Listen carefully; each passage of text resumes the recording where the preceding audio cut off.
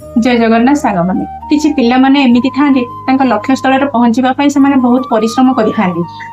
किंतु तापर भी जदि से सक्सेस न हेले से माने हार मानी बहुत भांगी पड़ती। आज मुझे गोटे झीर कहानी आणिक आसी आपण से अनुमान करेंगे जे आम केमी धैर्य को बजाय रखी आम सफलता को हासिल कर झील ट्रेन में घर को फेरुवा बेले किसी लोक मैंने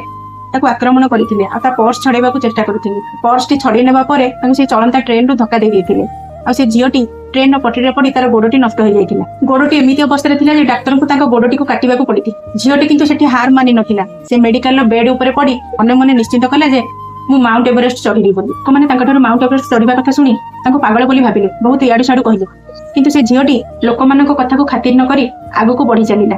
गोटे गोड़ आउ गोटे गोड़ आर्टिफिशियल गोड़ नहीं से माउंट एवरेस्ट चढ़ी ए होची धैर्य निज लक्ष्य स्थल पहुंचवा जिते बाधा आसिले लक्ष्य स्थल पछघुंचा देवा ना अक्लांत परिश्रम पर से माउंट एवरेस्ट क्लाइंबर होइतिले से झीटी किए जानते से झीटी होची डॉक्टर अरुणिमा सिन्हा से झीटी जदि एते कष्ट भितर लक्ष्य स्थल पहुंची पारिले तेबे आमे कहीं नुहे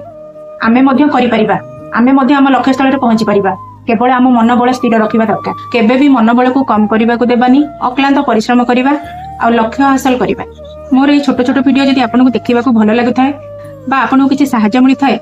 तेबे प्लीज लाइक शेयर सब्सक्राइब करने को भूलिबेनी।